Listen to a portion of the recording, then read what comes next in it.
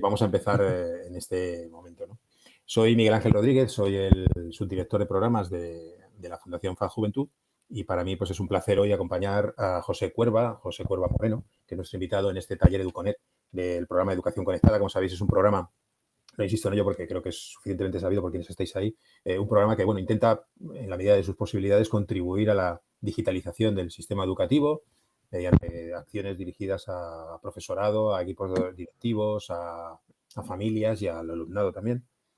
Y dentro de esas que van dirigidas al profesorado, en este caso concreto, pues además de cursos de formación, que estamos preparando el que esté actualizado al nuevo marco de competencia digital docente, que lo tendremos para principios del próximo año, pues tenemos una serie de talleres, una serie de encuentros, como es el de hoy, temáticos específicos sobre áreas o sobre asuntos que o bien nos habéis pedido en algún curso de formación o de manera espontánea dirigiéndose a la educación conectada, o bien las personas, los expertos, las expertas con las que trabajamos en el proyecto, como ese es el caso, de una conocida y experta y muy cercana a José y al equipo de Educación Conectada, pues nos sugerían como de mucho interés, ¿no?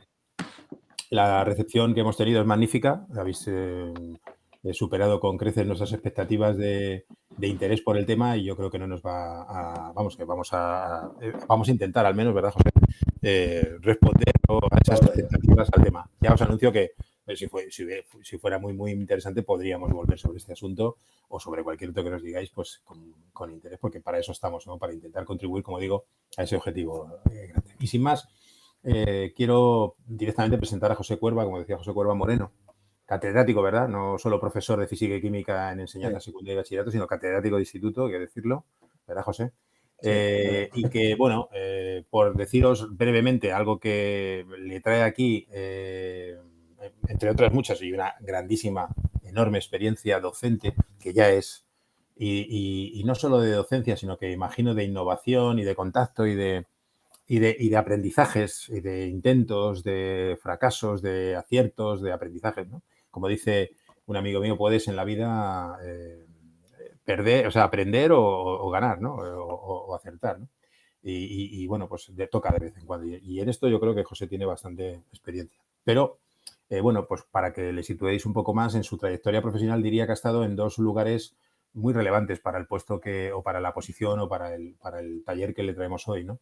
Ha estado en el CRIF de las Acacias, que es un centro de referencia de formación del profesorado y de innovación educativa en la Comunidad de Madrid, y ha estado como jefe de Departamento de Tecnologías de la Información y Comunicación, y luego ha sido posteriormente el director del centro, con lo cual, pues, bueno, pues como en otros centros, en otras comunidades autónomas, pues ha tenido la experiencia y el contacto directo con numerosas iniciativas, proyectos, personas, escuelas, en fin, propuestas, y en un ámbito o en un espacio especialmente dinámico y especialmente innovador, ¿no? Como es siempre el del Centro de Profesorados de referencia, ¿no? En este caso en la Comunidad de Madrid. Y además ha trabajado en el INTEF, que por si acaso el CRIF no lo era suficiente, el centro que os decía de la Comunidad de Madrid, pues también en el INTEF, en el Ministerio, donde ha sido jefe de área de formación en línea y redes sociales, nada menos. Con lo cual creo que suficientísimo currículum, aunque no me quiero olvidar de lo que he dicho al principio, ¿no? Docente y catedrático de instituto. Más que suficiente experiencia como para que hoy nos hable de la práctica reflexiva, y no me entretengo más, simplemente señalando algo que él decía, ¿no? En la presentación que nos enviaba sobre el tema y que hemos publicado en Internet, ¿no? Que es algo absolutamente necesario para que el aprendizaje sea tal, no pase de la teoría a la práctica, tiene que ser a través de esta reflexión acerca de lo que está pasando y de lo que estamos aprendiendo y poniendo en práctica. Sin más, José, te dejo la palabra y encantado de tenerte aquí. Muchísimas gracias por estar esta tarde con nosotras y con nosotros. Sabéis, si no, en fin, lo recuerdo, que tenéis un chat a la parte derecha de vuestra pantalla para ir comentando y llevando a cabo las preguntas que tengáis a bien conforme vaya José haciendo su exposición. Pues muchísimas gracias y todo tuyo, José. Bienvenido. Vale. Bueno, muchas gracias, Miguel Ángel, por la presentación y muchas gracias a la Fundación por haberme invitado a dar esta charla, en la cual yo estoy contentísimo de participar, ¿no? Si puedes poner la presentación. Bueno, vamos a hablar sobre... Voy a quitar esto para ponerme otra vez. Vale. sobre la práctica reflexiva, que es un reto para la mejora de la docencia, ¿no? Bueno, yo creo que el aprendizaje a lo largo de la vida es fundamental. ¿Y por qué? Pues porque para que los docentes realicen su labor con eficiencia. Y la práctica reflexiva es una de las formas de continuar aprendiendo, ¿no? Yo creo que los profesores y profesoras también somos aprendices. Y aprender es un proceso constante en nuestra práctica profesional. Aprendemos desde la experiencia con nuestros estudiantes, de lo que enseñamos y cómo lo hacemos. Reflexionar sobre nuestra práctica docente es una competencia profesional muy potente, porque nos permite enriquecer nuestra labor educativa para no transformarla en actos repetitivos y rutinarios. La práctica reflexiva es un medio fundamental para la transformación de la práctica educativa. Porque si la formación del profesorado, y en eso ya ha comentado Miguel Ángel que tengo alguna experiencia, es únicamente transmisión de conocimientos que están descontextualizados de los problemas reales de las aulas, pues el impacto sobre el aula o sobre la práctica resulta escaso. Y cuando el profesorado reflexiona sobre su manera de hacer, cuando se favorece la mejora de los aprendizajes del alumnado, en consecuencia, también se favorece la mejora de los resultados del centro. Bueno, y antes de continuar, por favor, se me ha pasado, yo qué sé, buenas tardes a todos los que nos están escuchando. Aquí con los nervios de la presentación, se me ha olvidado saludaros a todos. Así que bienvenidos y espero que la presentación sea de vuestro agrado. ¿Por qué la práctica reflexiva? Yo os traigo a colación una cita de Marcelo, el profesor Marcelo, que dice que los cambios en la forma de aprender que afectan a los profesores y profesoras en ejercicio están acentuando la idea de que la responsabilidad de la formación recae cada vez más en los propios profesionales. Y hacer de nuestra escuela espacios en los que no solo se enseña, sino que los profesores aprenden. Eso representa un giro muy importante. Es decir, hay muchos datos ya en la literatura sobre la investigación educativa de los centros educativos como una organización que aprende. Y para eso los profesores tienen que colaborar. La práctica reflexiva potencia la capacidad de pensar Esto es lo que he encontrado. Perdón. No importa. Perdonadme un segundo que tengo aquí a Siri dando la lata.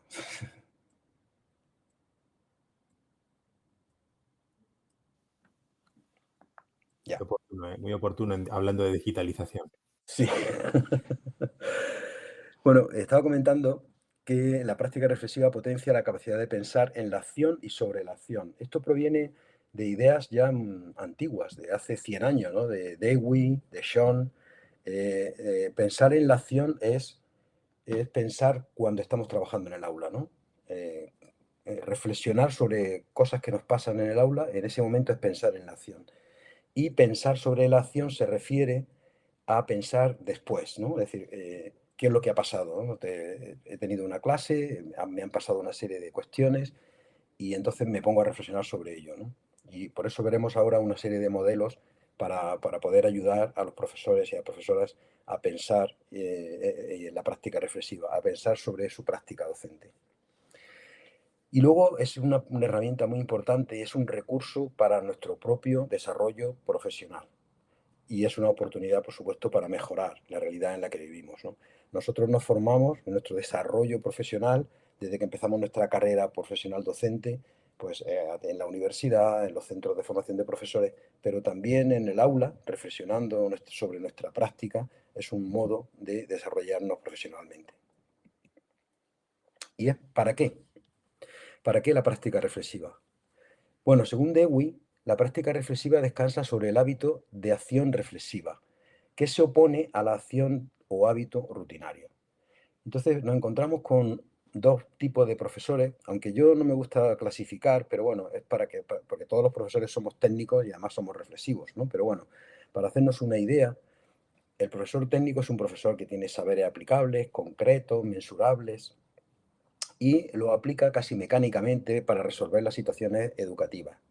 La enseñanza que promueve es igual para todos los alumnos, normalmente. Y no tiene en cuenta el contexto en el que sucede el proceso de enseñanza-aprendizaje. La enseñanza se afrenta como una actividad técnica, ¿no? Y por contra está el profesor reflexivo, que es una persona que reflexiona sobre su práctica, que utiliza el conocimiento de una manera intuitiva, flexible, creativa, crítica, que tiene en cuenta el contexto y la singularidad de la situación en la que se está produciendo su actividad docente, que examina críticamente sus creencias y supuestos. Esto es muy difícil para nosotros, ¿no? Como docentes. A veces cuesta mucho trabajo examinar críticamente nuestras creencias y supuestos, pero hay que estar constantemente haciéndolo, ¿no? Y así puede identificar y probar nuevas alternativas de actuación. Es un profesor que no solo consume conocimiento, el profesor reflexivo, sino que además no consume conocimiento producido por la investigación educativa, sino que es capaz de generarlo, reflexionando e investigando su práctica, con la finalidad de comprenderla, de mejorarla. Es lo que antiguamente se llamaba la investigación-acción o el profesor como investigador en el aula. Bueno, yo creo que pedir a los docentes que sean reflexivos, como dice el profesor Miguel Ángel Zabalza, es una obviedad, eso es una cuestión que está en el ADN de la profesión docente. La cuestión no está en si debemos serlo o no, sino en si efectivamente lo somos o no lo somos en nuestra actuación y en qué medida o en qué matices lo somos. Porque todos los docentes hemos reflexionado en muchas ocasiones sobre nuestra práctica docente. ¿Cuándo? Pues cuando existe un incidente que son detonantes para nuestra reflexión, que son un conflicto que se produce en el aula, dificultades de aprendizaje, apatía, falta de motivación, de participación de los alumnos, actividad que no consigue un objetivo que nosotros nos hemos propuesto, resistencia de los alumnos a la enseñanza, al aprendizaje, planificación inaplicable, es decir, hemos planificado una lección con todo el cariño y luego resulta que cuando llegamos al aula, pues eso no ocurre todo tal y como nosotros habíamos pensado, ¿no? Los resultados de la prueba o de una evaluación nos tienen que hacer siempre reflexionar sobre nuestra práctica, ¿no? ¿Qué ha ocurrido? ¿Cómo ha ocurrido esto? Fijaros que un proceso de reflexión nos puede llevar a no hacer nada. Bueno, los alumnos, ¿no? Siempre los alumnos no estudian, no trabajan, etcétera. O realmente buscar una solución mediante un proceso de reflexión. Y la reflexión puede ser natural, es decir, que es innata, espontánea, improvisada, casual, o podemos hacer que nuestra reflexión se convierta en práctica reflexiva. Y entonces tiene que ser una reflexión aprendida, metódica, sistemática, instrumentada, premeditada e intencional. Y eso es lo que nosotros estamos intentando explicar aquí, ¿no?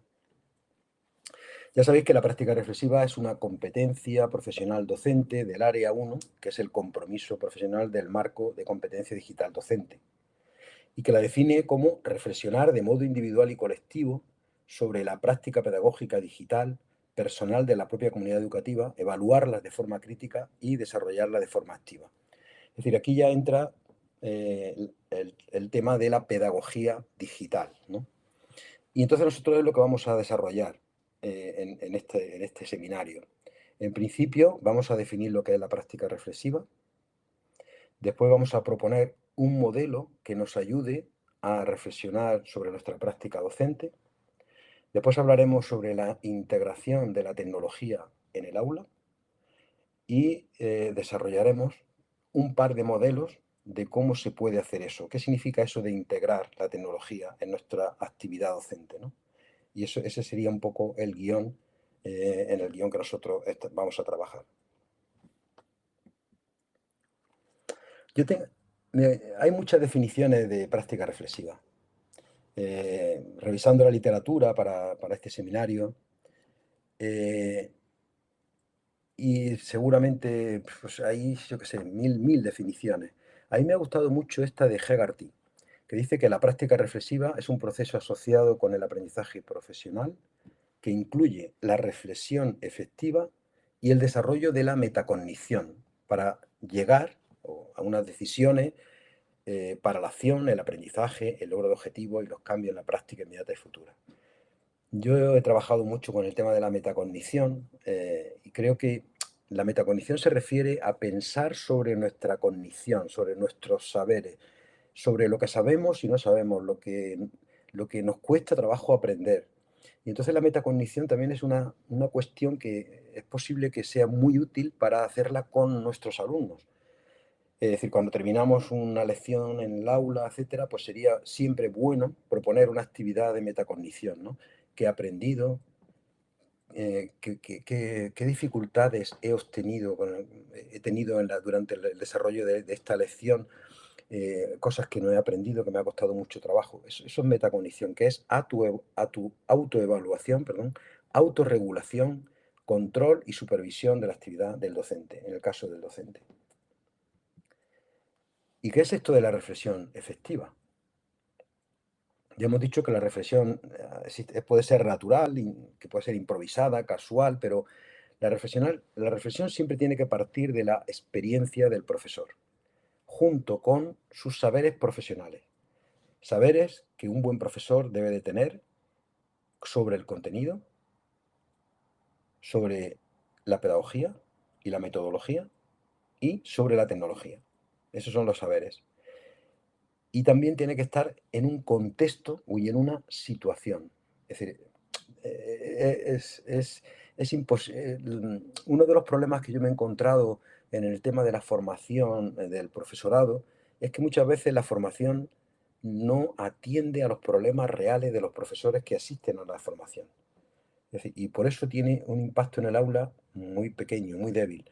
Nosotros hemos trabajado en eso, reflexionando sobre ese tema, y hemos procurado que acercar los problemas del aula a la formación, es decir, la teoría y la práctica.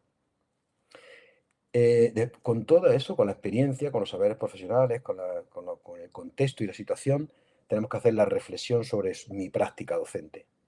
Y esa reflexión tiene sentido en la medida en la que somos capaces de crear saberes nuevos, es decir, cosas que antes no sabíamos, o modificar modificar y mejorar mi práctica docente.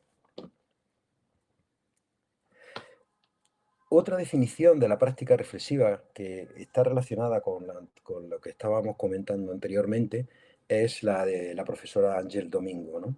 Que define la práctica reflexiva como un modelo de aprendizaje profesional cuyos elementos principales son la experiencia, como hemos comentado, su contexto y la reflexión sobre su propia práctica, ¿no? Es decir, que esa es la práctica reflexiva, es decir, la reflexión sobre la práctica docente de nuestro trabajo diario, que es lo que hacen todos los profesionales, ¿no? Es la experiencia personal, es decir, todo lo que sabemos, que siempre tenemos que ampliar, actualizar, revisar para seguir aprendiendo en el marco de nuestro desarrollo profesional. El escenario profesional en el que se aplican los conocimientos y se activan las competencias docentes para resolver las situaciones concretas que plantea la profesión. Y, por supuesto, la reflexión, ¿no? Como un elemento que articula la teoría, es decir, la investigación educativa, y la práctica, nuestra práctica. Bueno, vamos a ver unos modelos. Yo he elegido de todos los modelos que existen, que hay muchos, y hay modelos de desarrollo individual y modelos de desarrollo grupal, ¿no? Pues he elegido uno para ejemplificar modelos que nos pueden ayudar a realizar esta reflexión sobre nuestra práctica docente. Cuando un profesor ya tiene mucha experiencia no va a necesitar ningún modelo, él ya sabe cómo hacerlo, ¿no? Pero en principio nos puede ser de utilidad disponer de un modelo con una serie de pasos concretos para iniciarnos en el tema de reflexionar sobre nuestra práctica, ¿no? Porque todos los modelos comparten el mismo objetivo en el fondo, ¿no? Que es obtener los mejores resultados de aprendizaje, tanto para el profesor como para los estudiantes, ¿no? Como para los alumnos y las alumnas. Este modelo de práctica reflexiva tiene 4 partes. Es la R1, R2, R3 y R4. La R1 se refiere a seleccionar el suceso para reflexionar, es decir, ese incidente que nos ha movilizado, ¿no? que nos ha sorprendido, que nos ha obligado a repensar lo que estábamos haciendo. Reconstruir el hecho a posteriori, es decir, una vez que ha ocurrido eso en el aula, cuando vuelvo a casa tengo que pensar sobre lo que ha ocurrido y ver recordarlo, escribirlo, ¿no? Etcétera. Ahora lo veremos. Una reflexión individual estructurada, es decir, cómo hay que reflexionar, y luego planificar la nueva intervención, es decir, tenemos que hacer cambios, ¿no? en nuestra práctica.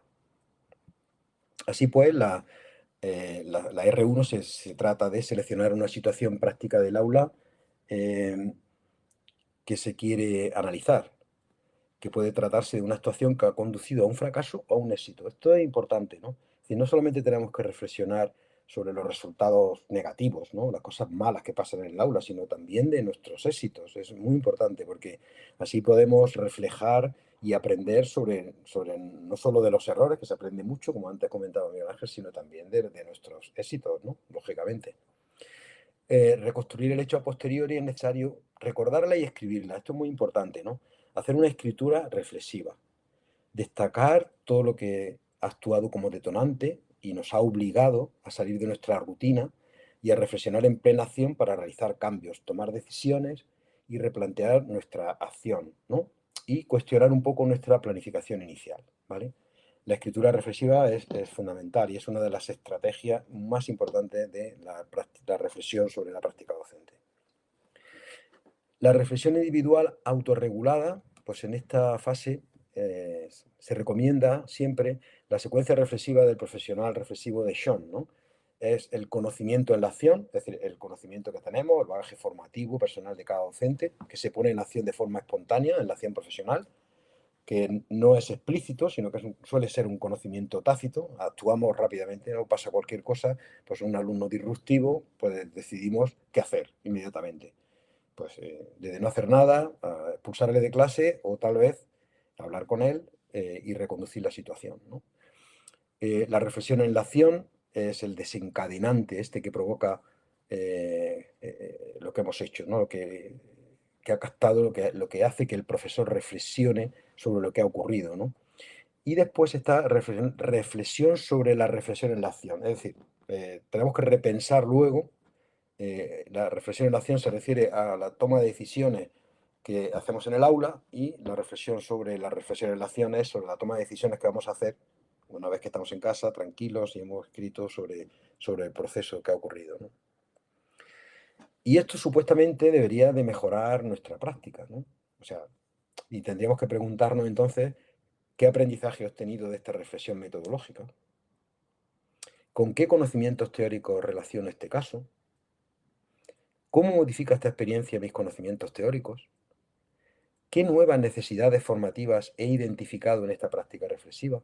Es decir, a lo mejor necesito volver a releer cosas sobre didáctica de mi asignatura o sobre metodología o nuevas metodologías, aprendizaje basado en proyectos, gamificación, flipped classroom, etcétera, ¿no? Es decir, siempre está la formación, tanto de la universidad como de los centros de profesores, pues para poder aumentar nuestros saberes, ¿no? Y si volviera a repetirse este caso, variaría en algo mi intervención como resultado de la práctica reflexiva que he llevado a cabo, porque bueno, tendríamos que hacer cambios. Si no se hacen cambios, pues, es un problema, ¿no? Y cómo resumiría en una frase el aprendizaje logrado si tuviera que transmitirlo a un colega, ¿vale? Este sería un poco el modelo de práctica reflexiva R4. Hay un modelo superior de práctica reflexiva grupal y colaborativa que incluye un apartado nuevo, que es esta práctica reflexiva, porque la efectividad crece de forma exponencial cuando se introduce la reflexión con otros docentes. Esto es muy importante, ¿no? Es decir, si reflexionas solo, pones en juego tus saberes. Cuando reflexionas con los otros y colaboras, pones en juego los saberes de los otros, además de los tuyos. Y esto te ayuda a aprender de tus compañeros, ¿no? Es aprender con ellos y de ellos. Y ellos de ti, por supuesto. Hay otra opción que no se hace mucho en España, y de hecho el informe TALIS, que es una entrevista que se hace a todos los docentes europeos, la observación entre pares, es decir, un profesor que entra en tu aula para observar cómo llevas el tema. Audio, vale. No sé qué ha pasado aquí, detección activada y desactivada. La observación entre pares es... Te paro un segundito, José, perdona. Es que ha habido una asistente que quería activar los subtítulos y estoy preguntando a las personas que llevan la gestión, la administración de la plataforma por si es posible hacerlo, pero no te preocupes, no afecta para nada en lo que tú estás diciendo. Perfecto, sigue adelante, muchas gracias. Vale, nada, no te preocupes. Bueno, estaba comentando que la observación entre pares es muy importante. Es decir, es un profesor que entra en tu aula, ¿vale? Y observa tu clase y toma notas tanto de las cosas que le han gustado y que le ayudarán a él a mejorar su práctica, por supuesto, como de las cosas que no, en las cuales te puede criticar, en el buen sentido de la palabra, claro, ¿no? Una crítica constructiva, y para que tú cambies y modifiques tu práctica docente. Yo creo que la observación entre pares, que es un método de colaboración profesional docente, pues también es una buena estrategia para la práctica reflexiva.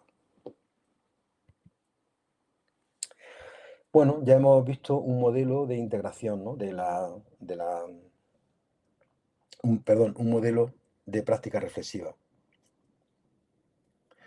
Ahora vamos a ver qué significa esto de integrar la tecnología, porque en la definición el proceso es de reflexión sobre la pedagogía digital, ¿no? Entonces, yo creo que llevamos ya muchas décadas, más de 20 años, intentando incorporar las tecnologías digitales en el sistema escolar, ¿no?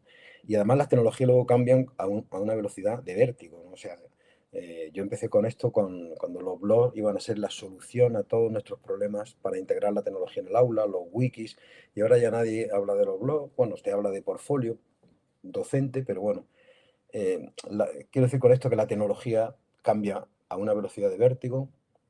Ahora ya no utilizamos tanto el ordenador y las aplicaciones de escritorio, sino las apps de los móviles. O sea que la tecnología va evolucionando a una velocidad grande y por eso tenemos que seguir aprendiendo constantemente, ¿no? Eso es un reto muy importante para nosotros, para los docentes, ¿no? Os he traído otra cita de Manuel Area, que es un catedrático de investigación de educación en Canarias, y Jordi Adel, que ya conocéis todos seguramente, que hablan de que a pesar de que los avances realizados en la dotación de infraestructura y recursos tecnológicos, pensar, por ejemplo, que muchos centros ya tienen conectividad Wi-Fi, que hubo una dotación enorme con el proyecto Escuela 2.0. También tengo que decir que cuando yo estaba en el INTE y fui a Ceuta a un instituto, los laptops de la Escuela 2.0 estaban en un armario sin abrir. O sea que fijaros, se hacen recursos, pero no se da formación para que se utilicen bien los recursos, ¿no?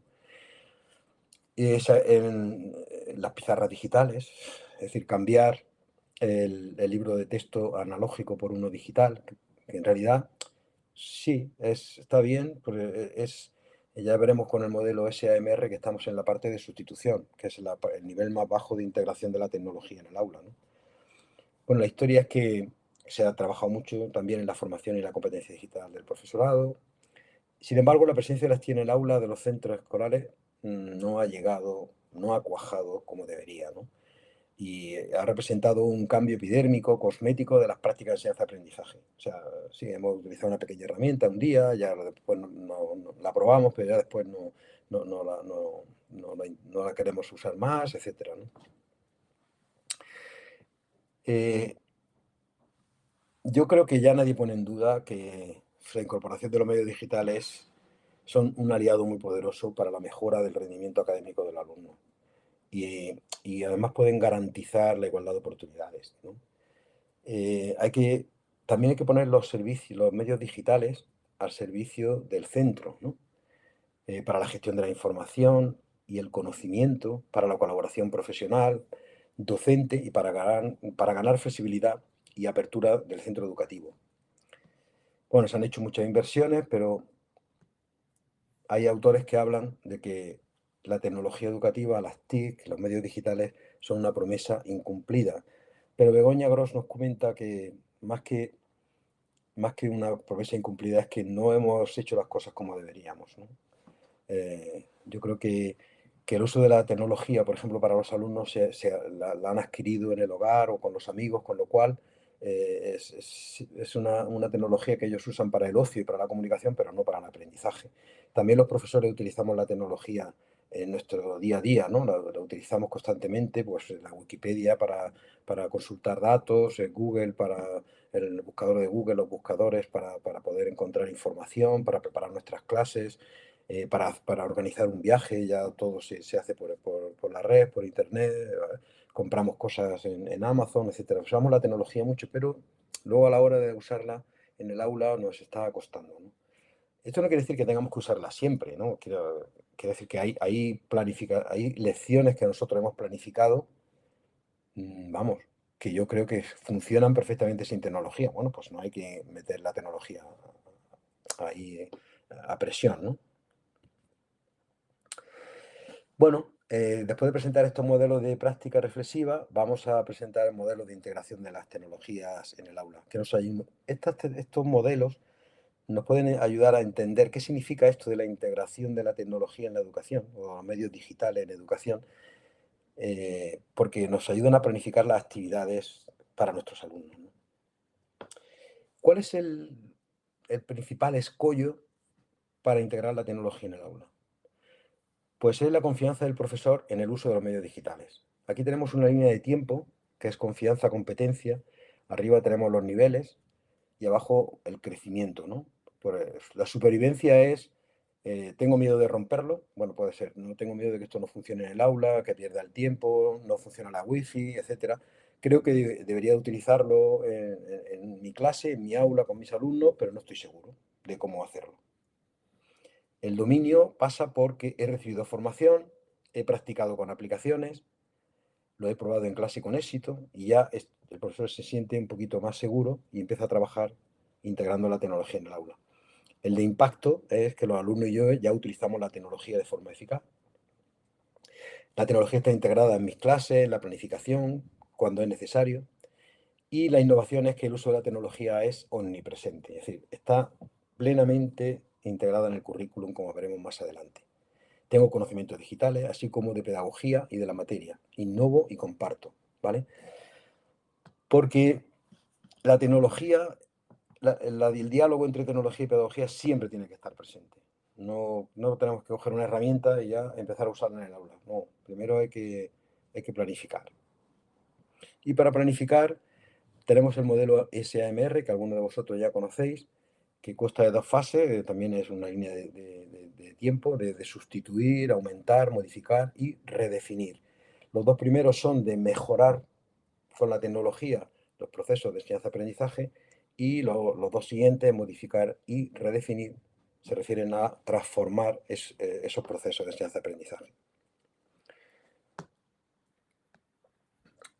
El modelo es clave para ver dónde estamos y ver también la evolución de la integración de los medios digitales en el aula.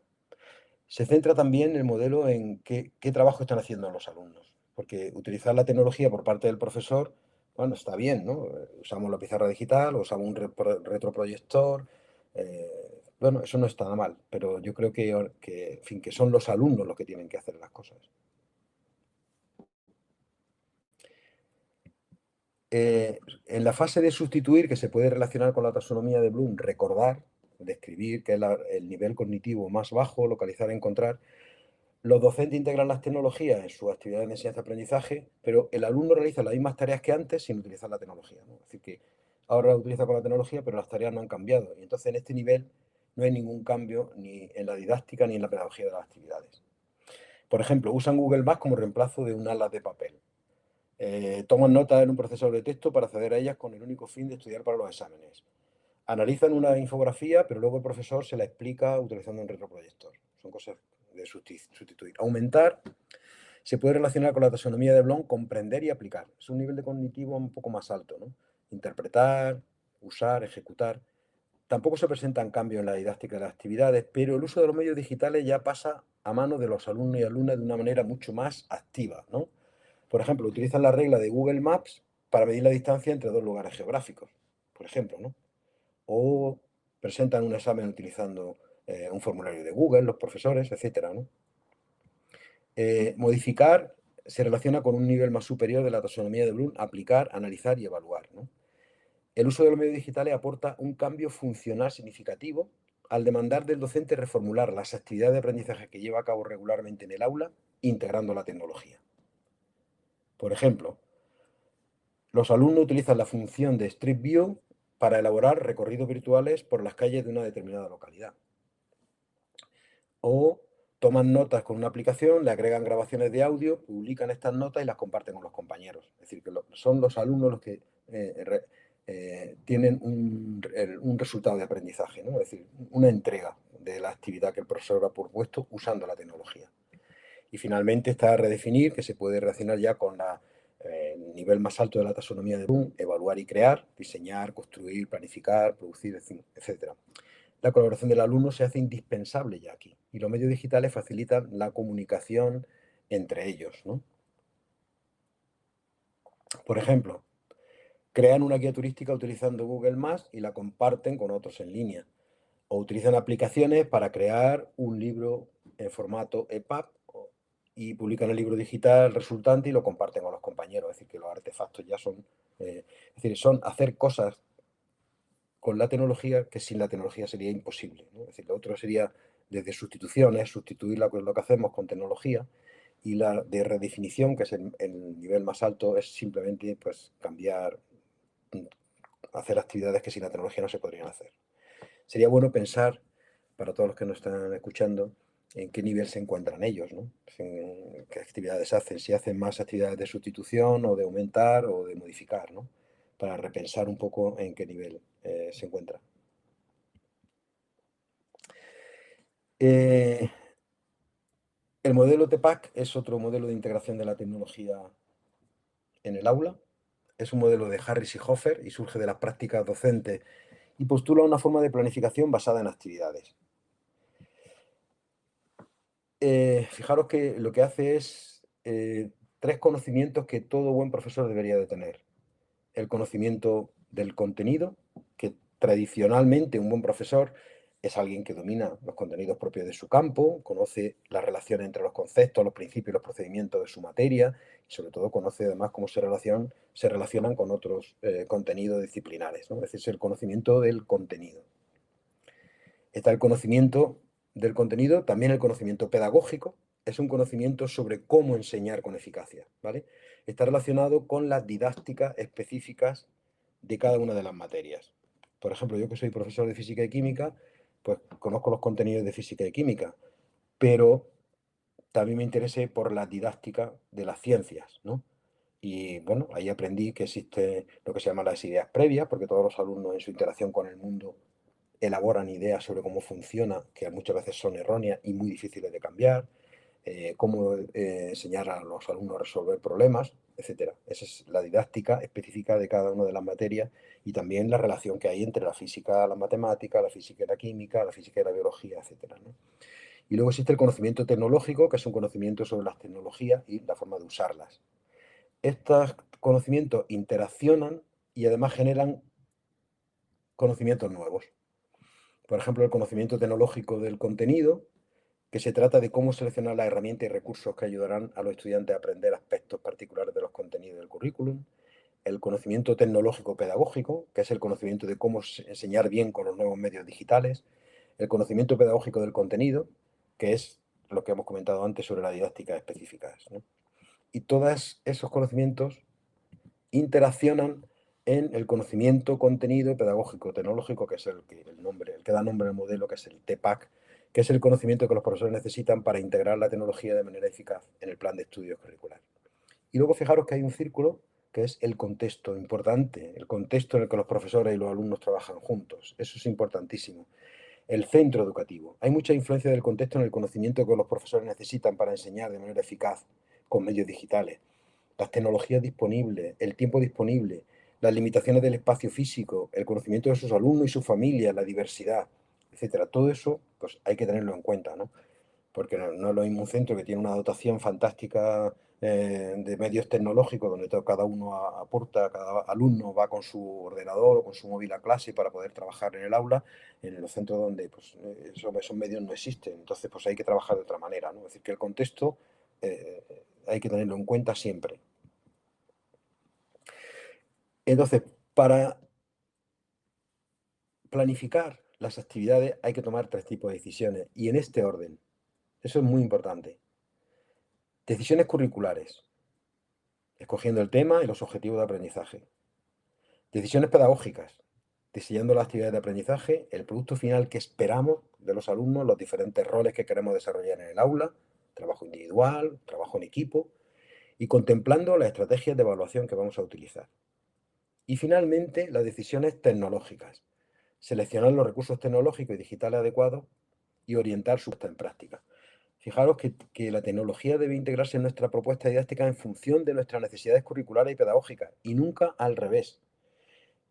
Los profesores muchas veces somos muy tecnocéntricos, es decir, primero elegimos la herramienta y vamos a ver qué podemos hacer con ella con nuestros alumnos.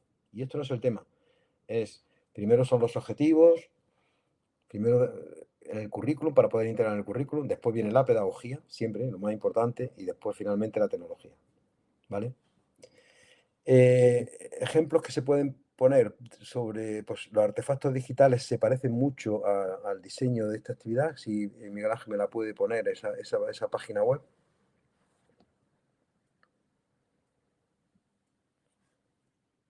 Bueno, Miguel Ángel. La de los artefactos. Sí, por favor.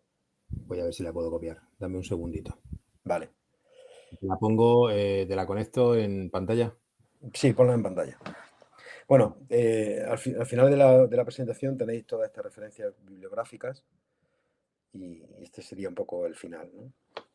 de la presentación, que espero que os haya sido de utilidad, ¿no? Pues vamos a ellos mientras que le pongo la cámara también. Si tiene alguna pregunta en la cual pueda sí, he ayudarles, recogido, ha habido una, ahora os invito a... Mira, están ya los subtítulos activados. Hemos hecho esta prueba, no la habíamos hecho hasta ahora en este webinar. Disculpa, es que ha habido un asistente que nos ha preguntado por ello y...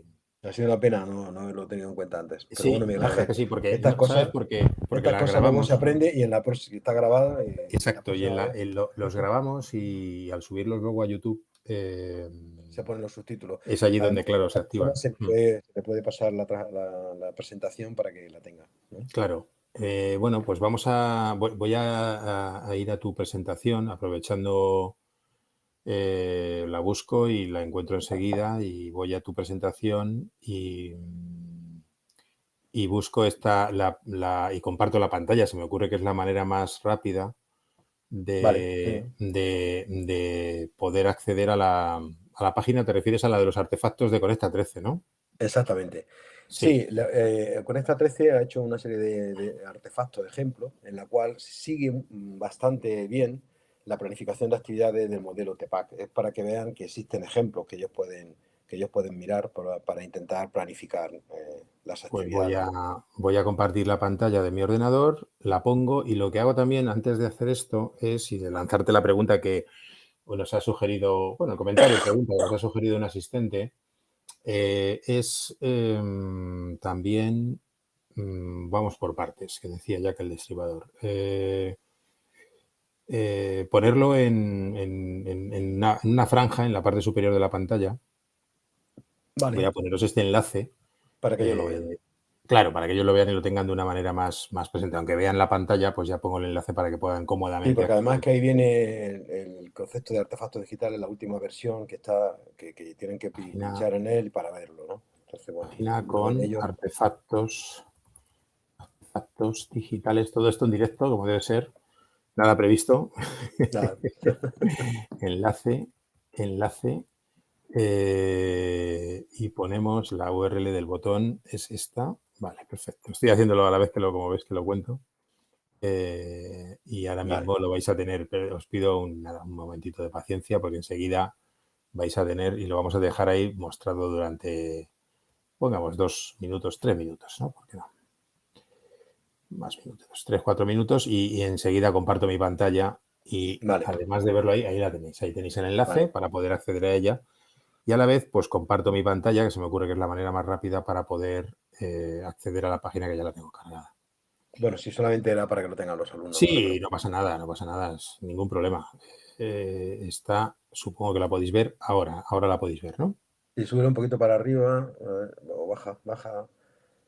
Es la versión última que habían hecho sobre los artefactos digitales para diseñar actividades y tareas de aprendizaje. Y luego, si sigues... Sí, lo que tú me digas, claro. Sí, aquí está el documento, ¿no? El de artefactos digitales. Y ahí en ese documento pues, se encuentran varios tipos de actividades con la idea siempre de quiero hacer esto con mis alumnos, es decir, cuáles son los objetivos, los contenidos, etcétera, y ofrezco para hacerlo estas 3 herramientas que yo he elegido, ¿no? Para que ellos elijan la herramienta. O sea que la herramienta siempre va al final, como estábamos comentando en el modelo Claro. TPACK. También hay otros enlaces en esa última página. O sea, sigue por ahí. Hay una tabla de actividades, como se ve ahí. Por ejemplo, compartir recursos, debates, diarios de Puedo hacer zoom aprendizaje, incluso sobre ella. documentar proyectos, etcétera. Si se ve pequeñita, puedo hacer zoom para que... Podcasts, blogs, vídeo, ebook, etcétera, ¿vale? O sea que yo creo que para los profesores puede ser útil pensar que el modelo TPACK es un modelo muy completo en el sentido de que intenta que incorporar la tecnología en todas las actividades del diseño curricular, es decir, integrarla con el currículum a tope, pero podemos empezar por hacer artefactos digitales que de alguna manera nos pueden ayudar a empezar a planificar actividades con nuestros alumnos y de esa manera poder ver cómo funcionan en el aula, si tenemos los medios digitales adecuados, si funciona la wifi del centro, si los alumnos participan activamente en la realización de la actividad, etcétera, etcétera. ¿Quieres ver alguna cosa más en la página, José? No, yo creo que si la tienen los alumnos es para que ellos Sí, voy a mantenerla ahí un tiempo. Voy a volver a... para que ellos la exploren y luego pues, si tienen alguna pregunta... Dejo de compartir y la tienen en el... Vamos a ponernos tú y yo que nos vean antes de lanzarte la pregunta. Ah, mira, está, también la he puesto en el chat. Esa era la cosa que me quedaba por hacer. Gracias, Chimo, por tu amabilidad al ponerla en el chat para que sea todavía más fácil, además del enlace que habéis visto arriba, para poder acceder a esta...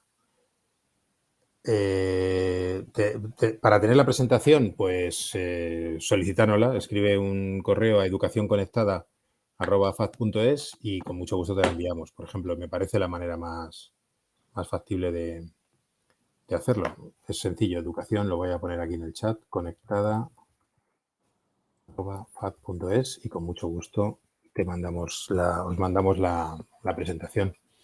Bien, había una pregunta, te decía José, voy a lanzártela así en modo bonito, con así. Lo que pasa es que ahora no aparece aquí. Con las nuevas tecnologías, te decían, cuando estabas hablando de la reflexión con pares, ¿no? Decían, con las nuevas tecnologías, como ves, no es necesario que físicamente la pareja esté en el aula, se podría grabar una parte de la clase y esto nos serviría para la autorreflexión y para que alguien de forma remota nos pudiera dar feedback, siempre preservando la seguridad de las imágenes, por supuesto. Bueno, es un comentario, pregunta. Es un comentario que está bien, perfectamente homologable, ¿no? Sí, sí, esto es lo de la observación entre pares, pero en vez de entrar en el aula, que a veces puede ser un poco más complicado, en vez de entrar en el aula, pues se graba la clase y luego se observa, ¿no? Ese proceso de observación y de reflexión conjunta, pues puede ayudar perfectamente a que te den un feedback. Espera, que me he quedado aquí congelado, voy a ver si activo todo. Tienes problemas con la cámara, ¿no? De vez en cuando. Sí, de hecho nosotros tenemos propuesto una actividad en el curso del Disconedu que está relacionado precisamente con eso, es decir, una clase que está grabada y le damos a los alumnos una serie de puntos que deberían de observar, ¿no? Los tiempos, la voz, en fin, el ambiente de la clase, el uso de la tecnología, los objetivos, etcétera, para que ellos luego después hagan un comentario sobre eso, ¿no? Es decir, que yo creo que la observación entre pares y todavía ir un poco más allá, que sería la codocencia, es decir, que de la cual ya propone la LOMLOE, la última ley educativa, la codocencia sería también fantástico, ¿no? Es decir, tener 2 profesores dentro del aula trabajando conjuntamente para desarrollar las lecciones, ¿no? Es decir, yo creo que la colaboración profesional es básica, es una competencia básica, aparte de la práctica reflexiva, para todos los profesores y profesoras. Muy bien, pues ventanas al pasillo y apertura total y transparencia absoluta de lo que hay en el aula. Nada de... Nosotros hicimos, en el CRI, lo que hicimos fue crear aulas del futuro. Y entonces tiramos tabiques, hicimos aulas grandes, creamos espacios para participar, crear, investigar, etcétera. Y los profesores estuvieron trabajando de primera mano en esos espacios y muchos de ellos, pues, trabajaron luego en su centro para crear el aula del futuro y modificar y transformar sus centros, ¿no? Eso parece que es el camino, desde luego. Muy bien, Ese es uno de los pues caminos, desde luego. sí, que están, como ves en el chat, dándote muchas personas las gracias. Bueno, pues, muy Ha bien. sido un Gracias a placer. vosotros por vuestra atención.